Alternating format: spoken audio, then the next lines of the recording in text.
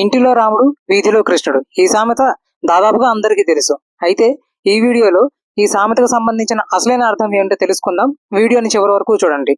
నిజానికి బలరామునికి దుర్యోధనుడు అంటే ఎక్కువ ఇష్టం. ఎందుకంటే కొన్ని విద్యలలో భీముడి కంటే కూడా దుర్యోధనుడు మెరుగ్గా ఉండేవాడు. ఆ కారణం చేత. కానీ బలరాముడు ఒకవేళ యుద్ధంలో ధారతరాష్ట్రాల తరపున పోరాడితే బలరాముడు అధర్మానికి సాయం చేసినట్టు. అలా అని పాండవుల వైపు నించుంటే తనకిష్టమైన దుర్యోధనునితో తానే యుద్ధం చేయాలి.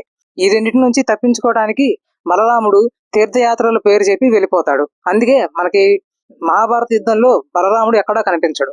ఇలా సమాజం మీద ఎటువంటి చెడు ప్రభావం జరగదు అన్నప్పుడు ఇంట్లో వివాదం జరిగితే త్యాగం చేసినా పర్లేదు అని, అలాగే సమాజంలో ఏదైనా వివాదం జరుగుతున్నప్పుడు తనకు జరిగే లాభం నష్టం గురించి ఆలోచించకుండా ధర్మం పక్షాన పోరాడాలి అని ఈ సామెత చెప్తుంది.